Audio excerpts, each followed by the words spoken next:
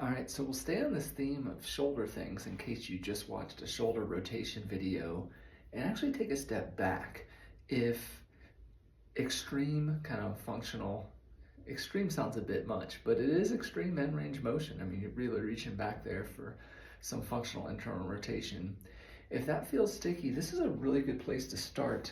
Maybe not necessarily on the foam roller, even just breathing and seeing if we can open up the rib cage and find a little bit more space in the thoracic spine, because we know that mid-back, so thoracic spine, mobility, so the capacity to move and slide. Remember, the thoracic spine does 6 things. It flexes, it extends, it side bends, and it rotates as well. Remember that good motion back there is directly correlated with shoulder blade motion and couples this whole shoulder complex, if you will. So what you can do at first here is just lie on your back. You can go hands on your rib cage and just gather a deep breath in. As you get a deep breath in, try and capture some expansion of those ribs. That's why I like to put hand on either rib and breathe in.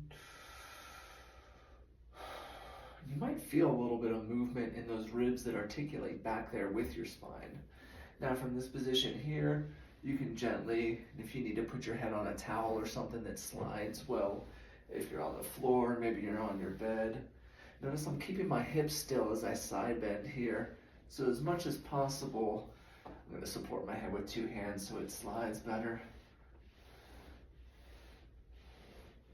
I get a little bit of motion back there and movement. That might be enough for you to start. If you're somebody that does well with feedback and you have a foam roller that's soft and squishy enough, we're not starting off on PVC pipes, but if you have something that's soft and has enough still pressure for you, we can get onto a foam roller.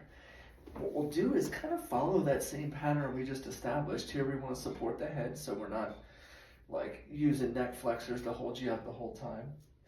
You'll gather a deep breath in. Notice my butt's still down on the ground. I'm not elevated and really wrenching back here. Take a deep breath in. Exhale. I just kind of let my head fall back. One more deep gathered breath. Exhale. And from this position over the foam roller, I can go back into those side bends again.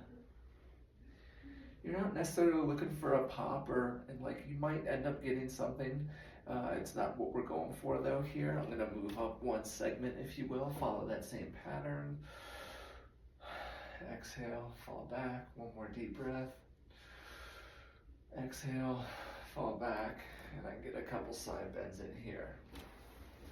Just trying to unlock things back there. And oftentimes, let me stand up here, it's been just a couple minutes. Try that again. Oftentimes, just being able to reach back, you'll find more mobility in the spine. You'll be able to manipulate your arms a bit better, whether it's going for functional external rotation or just movement in general of the shoulder. Cool.